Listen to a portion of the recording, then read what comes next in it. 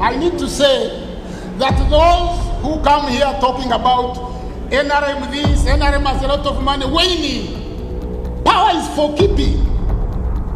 It doesn't matter how good you are. Obote was a wonderful leader. Obote didn't steal.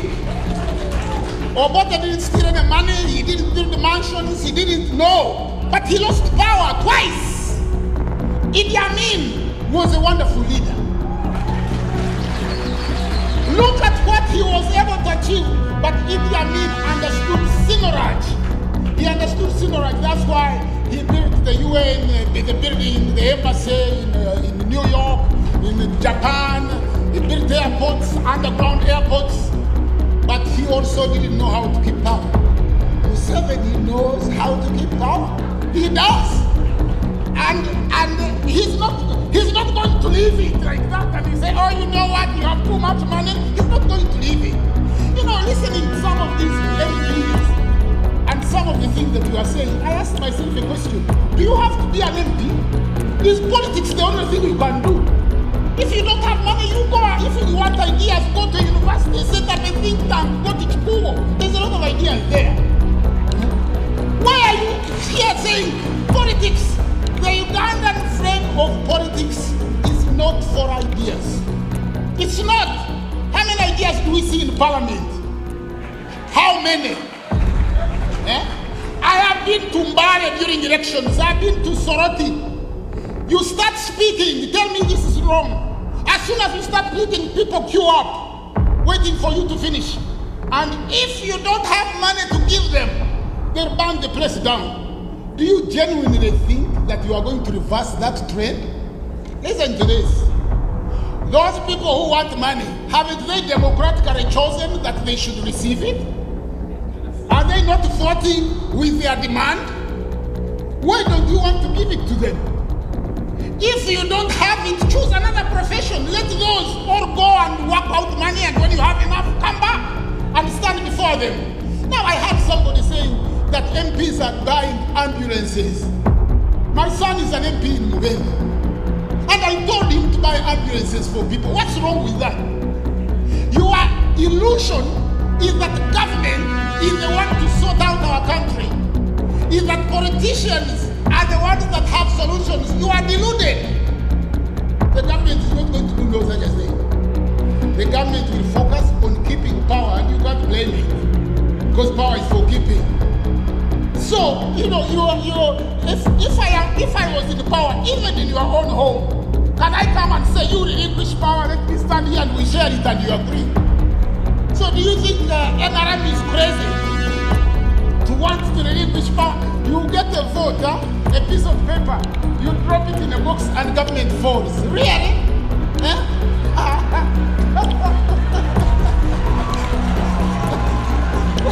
That is delusional.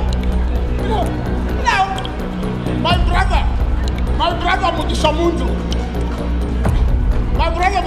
you might not know, you are a brilliant, brother Mugishamuntu, you are a brilliant politician. You are intelligent, you are humble, you are strong, but look at how they have fought you in FDC. Yeah? Why don't you talk about that? If you can't have cohesion in the own party that you started, how was this power achieved in 1986? How many people voted for Museveni to come to power? It was achieved like this. You are busy swinging. But now, how do you want it to be given out? So, it is true that we should go to areas and sensitize people, and I wish you good luck. But I would like to be there when you are really making a presentation telling citizens in these villages who hardly have money to buy Posho and saying, we won't give you money anymore. You have to vote for us on account of ideas. What a joke you are thinking. What a joke. Okay. Now, there's a brother who mentioned that I talk about whites. What is whites? Who are the whites? There are no people called white. I talked about the Anglo-American Empire. Most white people are in the same boat as us. America has over 26 million poor people. Some of them live in tents. And those of you who talk about corruption, I think you are giving Africa fake news, a bad name. Let me give you corruption. In 2008, when the global economy collapsed, how was it achieved? With subprime mortgages. Getting a building like this and giving you a mortgage where you pay $100 a month so you can walk away. And getting these mortgages and student loans, putting them together and creating a collateralized debt obligation. Then getting these rating companies, the so-called Standard & Poor, Moody's, which come and rate us and everybody quotes it in the newspaper, useless organizations. And they rated these CDOs, they gave them AAA rating, the same as government bonds. Then they got AIG to ensure and sell it to external investors. How much money was lost globally in every economy created by these so-called thieves and robbers who stole a whole country? How was America achieved? They stole the country from the dark-skinned Native Americans. The Rapahoes, the Arawak, the Namahoe, the Grunchi, the Tiago, the Tokoma Sioux. They killed them all. And then you stand here now to give us an example of democracy. If Uganda has chosen its own brand of democracy, based on you having vote wealth, we talk about brand wealth. Can you go and complain that they have asked you for 100 cows?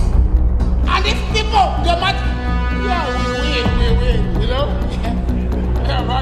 yes, we can. Why don't you say like Obama, You keep Guantanamo Bay and still say yes, we can, You invade other countries and say yes, we can. But that is the old semblance of European military intelligence written by a fictitious character called Homer in 580. Why fictitious? Question mark, because the Greeks were not writing. But all these Greeks studied in Africa. Or Plato, who wrote several books, and Aristotle, who accompanied Alexander the Greek. We don't call him the Greek because he was a murderer, a thief, everything. So we call him the Greek. He xeroxed most of the writing that he found in Africa. So please do not bring Aristotle.